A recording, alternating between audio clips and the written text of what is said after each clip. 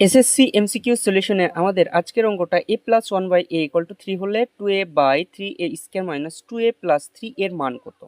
তো আমাদের এই অঙ্কটা কিন্তু একটু ক্রিটিক্যাল। তো আমাদের দেয়া আছে কি এ প্লাস ওয়ান বাই এ সমান আমরা থ্রি। এখন আমরা এই পাশ যদি লসাগু করি তাহলে কি হচ্ছে a square plus one equal to three. এখন এটাকে আমরা কি লিখতে পারি a square plus one equal to আমরা কি লিখতে পারি থ্রি এ।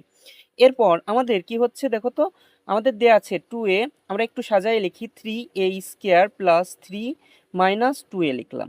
এখন আমরা এই নিচের থেকে টু এ রেখে দিলাম, নিচের থেকে আমরা যদি থ্রি কমন নিই তাহলে কি হচ্ছে a square plus one minus two a থাকে। তাহলে এ স্কোয়ার প্লাস ওয়ান সমান আমরা কি জানি থ্রি এ। তো মান বসাই দেই, তাহলে টু এ আমরা রেখে দিলাম, থ্রি ইন্টু আমাদের কি থ্রি এ মাইনাস টু এ। তাহলে আমরা এরপরের লাইন কি হচ্ছে আমাদের টু এ বাই আমরা তিন তিরিককে কত পাচ্ছি নাইন এ মাইনাস টু এ।